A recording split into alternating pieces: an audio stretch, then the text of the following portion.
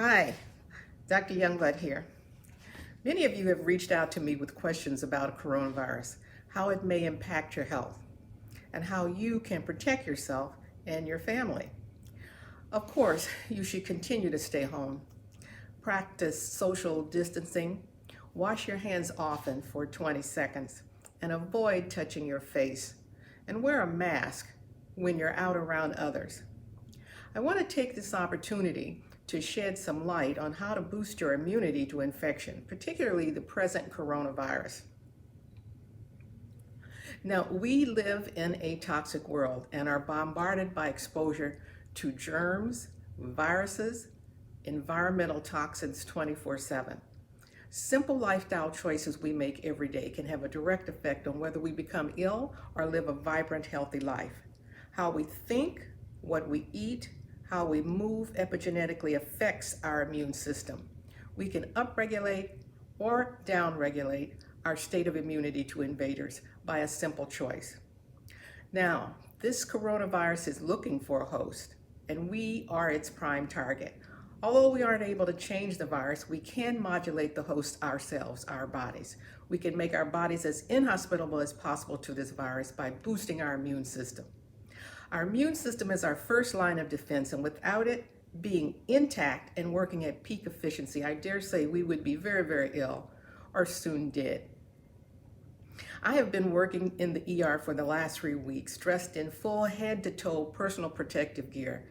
This is my external protection, but I also protect myself internally by boosting my immune system. I begin by being mindful, centering and reminding myself of the power and presence within me and faith that I will be safe. I then proceed to boost my immune system by giving my immune fighters everything they need to perform at their optimal best. These supplements, nutritional and lifestyle choices, along with the recommendations from the CDC, have kept me resilient, strong, and free from infection. I am a proverbial optimist. I try to get enough sleep, I meditate, exercise, and try my best to eat whole, healthy food, and more recently, maintain social connections while physically distancing. I have not been with my family for a month, and it is not easy, but it is imperative so we can all be together again, safe and well. I practice integrative functional medicine, and I want to give everyone the benefit of functional medicine and tips on optimizing our immune function during this coronavirus pandemic. A little disclaimer here, because there have been no studies on the following agents I will be discussing specifically against the coronavirus to date. However, there have been studies on similar RNA viruses like influenza, to which we have a vaccine. Research is ongoing, but we don't have all the answers and no vaccine in the near future. At the soonest, 18 months from now. So we have to be proactive. We have to be smart and self-reliant. You know yourself. You know your heart and your head. Follow it. Follow your gut. Understand that when I am discussing, what I'm discussing is not recommended for treatment, but informational only at this time. Talk with your doctor, particularly if you are on prescription medications, before initiating any of these agents. Now, earlier I posted a PDF from the Institute of Functional Medicine on my Facebook page, Youngblood International, that you can download for more detail. I will be discussing virus-specific nutraceuticals and botanical agents here. Although further research is needed to prove their efficacy, studies already have shown their biological plausibility and their mechanistic support in the inhibition of RNA viruses, like corona, and its ability to attach, enter our cells and usurp our own cells' processes in support of its own. I believe this alone justifies their trial usage. When met with an attack, our bodies mount a defense that is well known as the inflammatory response, which recruits an army of immune fighters. Unfortunately, in the case with the coronavirus targeting the lungs, the response can become hyper response, creating a storm of these immune fighters into what we call an inflammasome.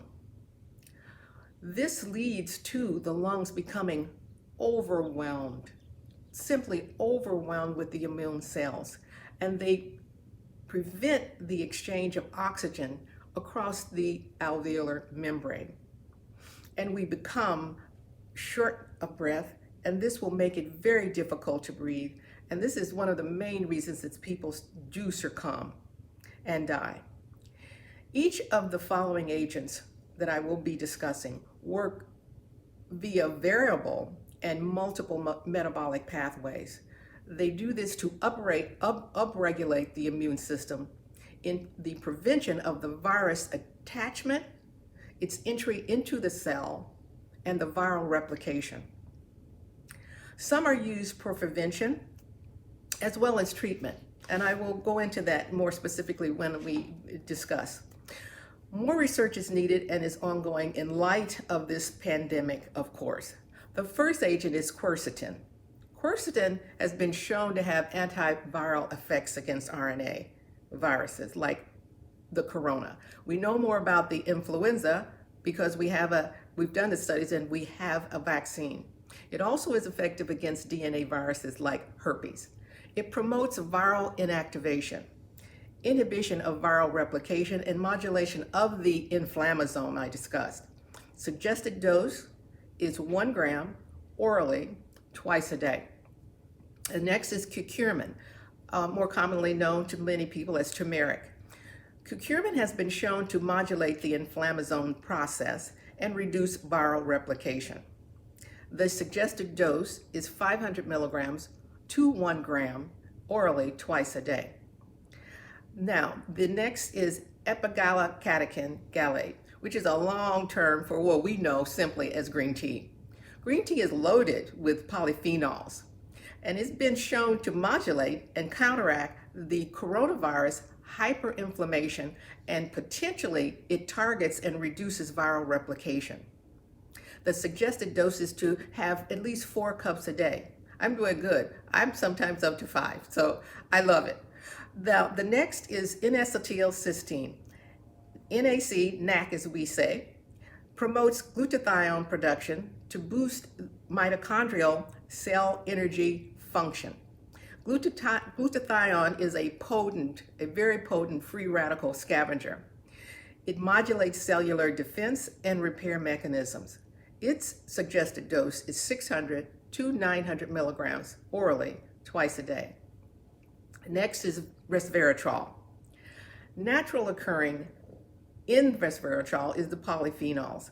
They also modulate the inflammasome activation. And the suggested dose is 100 to 150 milligrams orally daily. Next is vitamin D. Activated vitamin D will upregulate our immune system, and it reduces the expression of the inflammatory cytokines, the cells that come together to fight this invader. It increases macrophage function, which helps to engulf the invader, and it stimulates production of antimicrobial peptides. The dose suggested is 5,000 international units daily if the serum levels are not known. It has multiple pathways of action that suggest it may prevent respiratory infections. Next is very interesting, melatonin. Melatonin has been shown to have an inhibitory effect on the inflammasome activation of the virus. Now, 2 recent published papers by the COVID-19 science community have proposed the use of melatonin as a therapeutic agent in the treatment of patients with COVID-19. Its suggested dose is 5 to 20 milligrams once a day.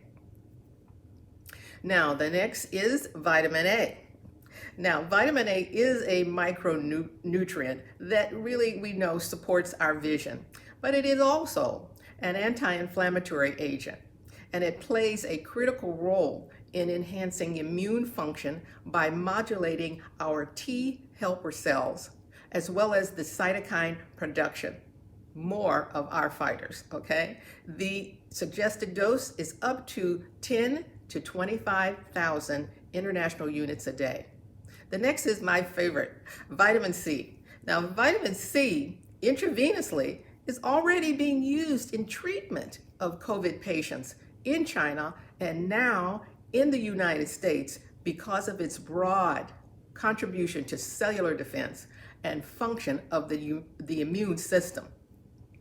Now, its suggested dose is 1 to 3 grams orally daily. Now, the next is zinc. And zinc, there is evidence that zinc suppresses the viral attachment and replication. Now, its supplementation is supported by evidence that it both prevents the viral infections and reduces their severity and duration, and it reduces the risk of respiratory infection, which would be very important with a coronavirus infection, having it, since it does target the lungs and the respiratory system. That suggested dose is that of 30 to 60 milligrams orally in divided doses throughout the day. Now, I want you to know that was a lot to take in. You can go to my website and get some more detail, but continue to use this CDC recommendation and consult your doctor prior to initiating any of these agents that I've talked about. Now, I know this video was longer than usual, but I felt it important to impart as much helpful information to you to consider, which may help protect yourself and your family. Now, this is Dr. Youngblood. I'm signing off until next time.